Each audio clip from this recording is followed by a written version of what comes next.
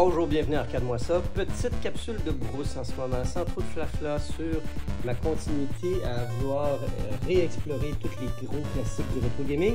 Ici, j'ai une NES un peu plus mythique et légendaire qui a un problème de sortie vidéo RCA. Alors, je viens de tester la sortie coaxiale RF connectée ici et ça fonctionnait. Alors que si je veux tester le RCA, eh bien, j'aurai uniquement le signal vidéo qui est manquant parce qu'on peut entendre le bip, un peu comme une arcade qui joue blind. J'ai du son, mais je n'ai pas le visuel. Alors, j'ai même pas un sample. Oh! Oh! Oh! Oh!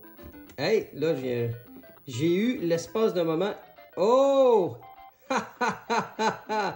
Ah, ben ça, c'est cool. Alors, je crois que le problème va se régler assez rapidement.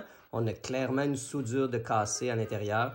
Si je relâche, je perds le vidéo. Alors, il y a eu un peu trop de motion qui a été faite sur le connecteur ici. On va ressouder, on va démonter, on va aller réaccéder le port RCA vidéo et normalement, ça devrait régler le problème. Les réparations de brousse continuent avec un NES complètement démantelé à son plus simple appareil. Alors, j'ai enlevé même les deux petits capots qui, normalement, couvrent toute la section de vidéo, encoding, decoding, whatsoever. Et pour avoir vraiment accès parfaitement au port, je dois dessouder. C'est quand même assez chiant, là.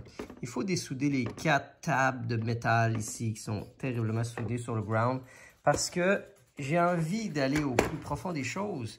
Parce que, voyez-vous, le port vidéo qui est juste ici, le jaune, quand je le bouge, je ne vois pas une soudure si franchement cassée que ça. Je ne vois pas vraiment un gros mouvement qui me fait dire « Ah oui, c'est clairement, évidemment ça. » Excusez-moi, je vais essayer de m'arranger de filmer à la bonne place. Alors, je veux voir sur le dessus qu'est-ce que ça dit. Est-ce que vraiment il est juste tout simplement sale ou il y a vraiment une connexion qui se fait mal sur le dessus? Alors, je vais aller au fond des choses.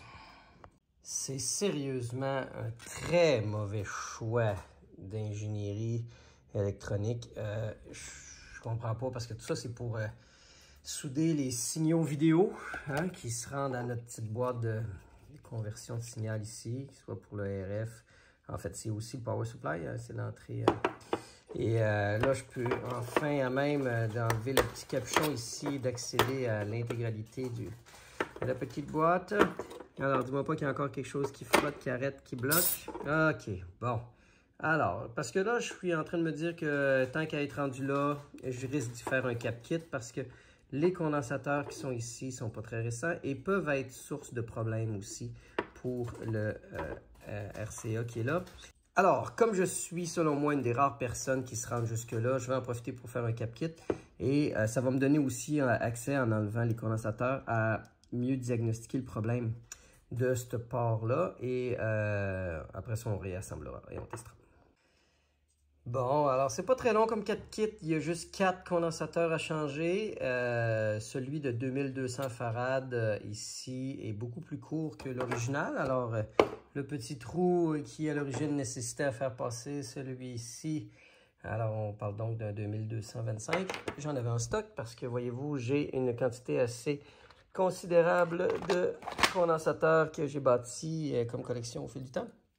Alors, voilà. Et puis, ce que j'ai noté, surtout, ce que je tenais à dire, c'est que quand j'ai retiré ce condensateur-là, j'ai dessoudé une seule patte.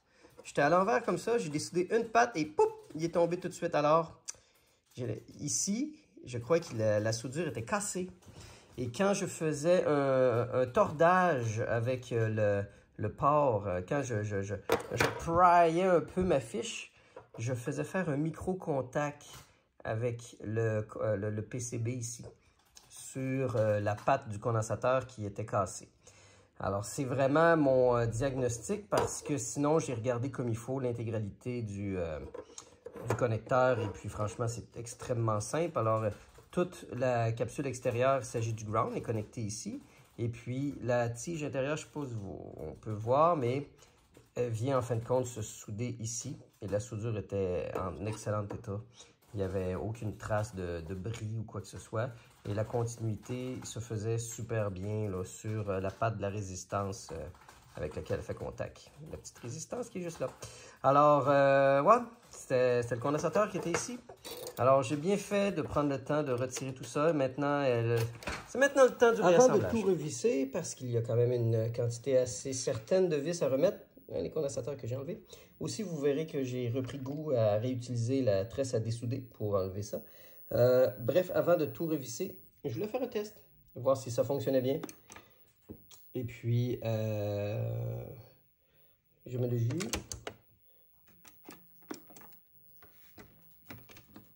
Est-ce que je suis sûr? Ouais. Are you telling me that it's not working? Really? Est-ce qu'elle a la télécommande? Est-ce qu'elle a la télécommande?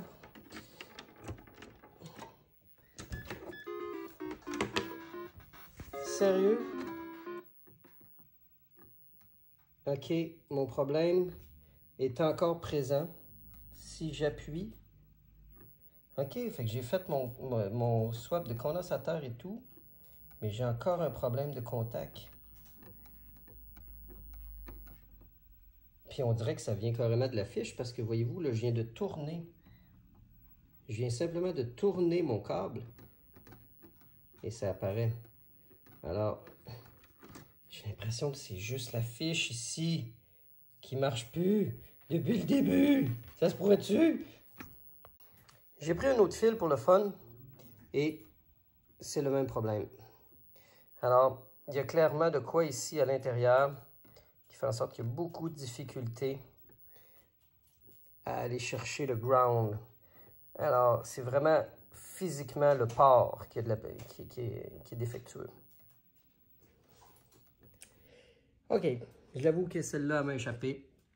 Ici, si on va voir, il y a un petit filament de rien qui vient faire contact avec le RCA. Et voyez-vous, avec mon tournevis, je suis capable de le bouger. Alors, le fil ici, la soudure est juste carrément cassée. Et je ne l'avais point vu. Point vu. Alors, on va aller souder ce petit filament de métal.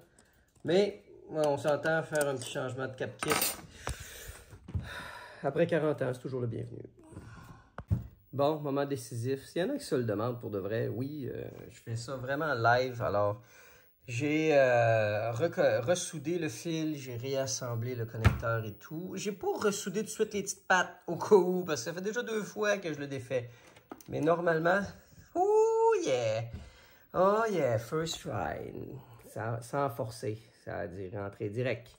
Slack attack. Alors, on va s'amuser genre à wiggle, don't stop, baby, move it, wiggle. Wiggle, don't stop. Bon, alors, référence des années 90. Tu es en train de me dire que j'ai plus de son? Bon. C'est une belle bout. Tu ramasses la vidéo, plus de son. Bref, l'image est belle, hein, quand même. On va mettre ça sur le dos des condensateurs. Puis, bon, la caméra rend pas justice, mais c'est vraiment très sharp en vrai.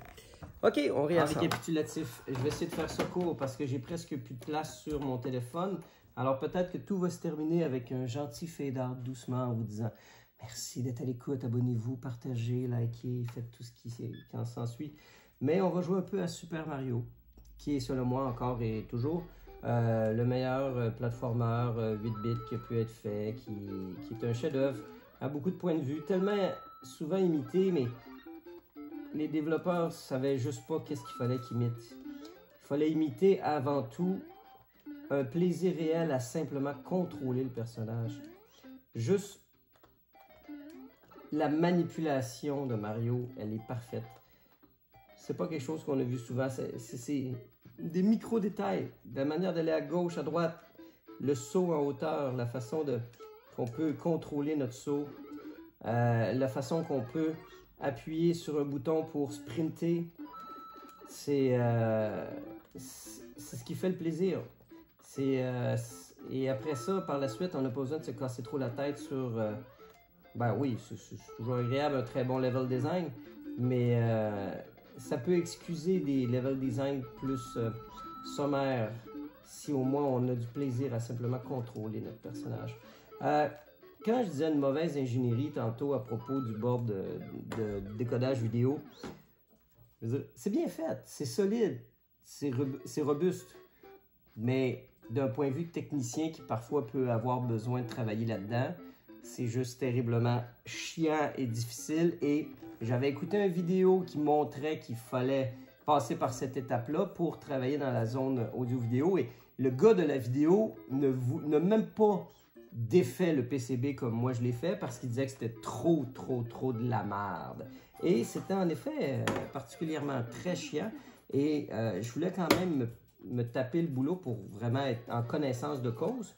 Et maintenant que je sais, ben, je ne ressens pas le besoin de le refaire et je ne ressens pas le besoin d'être très performant non plus. Je suis un peu fatigué, ça a pris quand même un petit 2 heures en tout et partout parce que, ouais, franchement, là, dessouder là, les pattes de soutien du petit PCB, c'était vraiment très plate. OK, ben, ça se termine là. Merci d'être à l'écoute. C'est toujours un plaisir de prendre du temps avec vous. Et puis, il y a beaucoup d'autres belles capsules. Est-ce que je vous donne un petit avant-goût? Allez, un petit avant-goût. J'ai du lourd, du très lourd. Allez, dans mon dos. Voici une borne. Une borne. Déformation. Une console que j'apprécie tout particulièrement. J'en ai déjà eu 2 auparavant que j'ai vendu à regret. Et maintenant, je me suis dit, non, là maintenant, la 3e, c'est la bonne. Un fabuleux Sega CDX. Tout ce qu'il y a de plus défectueux. Et j'ai très hâte de faire une capsule là-dessus où je vais vous mettre en état. OK, j'espère vous avoir mis les mots à la bouche. Take care, guys. Bye.